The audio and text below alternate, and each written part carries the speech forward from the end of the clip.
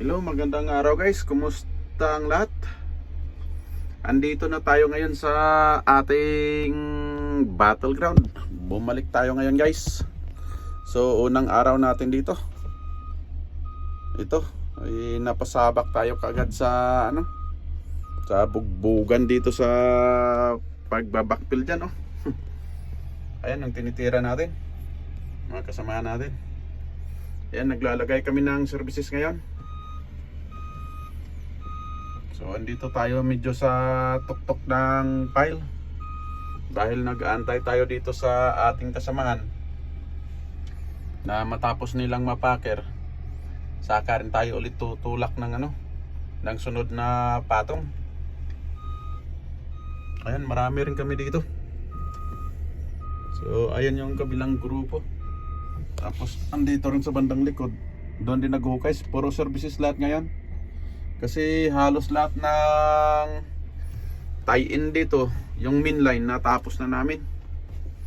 So andun na lang yung kasunod doon. Kung nakita yung may damo-damo na yan, yan na ulit ang kasunod pag natapos na yung services dito. Kaya kung inyong makikita, ayan, may mga service valve na yan, mga single houses.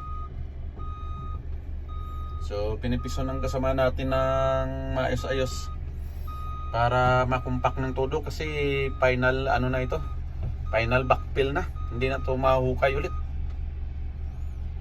Yan na ang huling hukay dyan dahil naikabit ang lahat ng services. Mag build up na tayo ng kalsada, basihan na lang natin yung services na yan para sa elevation ng kalsada.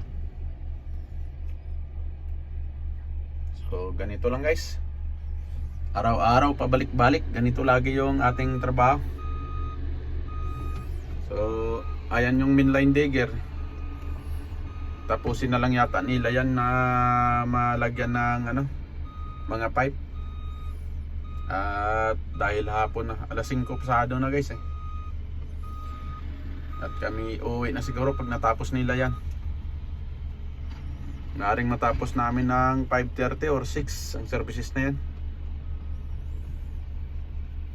So maganda yan, pag inabutan tayo ng 6, naka 10.5 tayo kaagad. Abutin man ng 6:30, 11 hours, hindi na masama yan sa unang araw natin. Ganyan lang. Medyo malawak-lawak itong field na pinagtatrabahoan namin doon pa nakaparada yung mga machine namin So doon naman sa kabila, yan yung gumagawa ng linyada ng mga fiber optic na linyada. Ayan, nakita nyo daming orange na ng pipe doon. So nag-aantay muna tayo, relax na ng konti dahil bumana tayo sa ilalim. Ayan Tapos yung kulay blue na yun, yung water line na yung water pipe na yun, diyan namin ilagay yung may dumadaan na pick up na yun, diyan sa 100 Street. So diyan i-install ulit.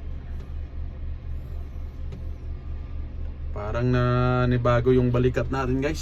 Sumakit-sakit ng konti sa hatak ng nitong joystick Ito yung natin, minamaniho. Walang steering wheel dito sa paa ang niyan, ang manubila. Parang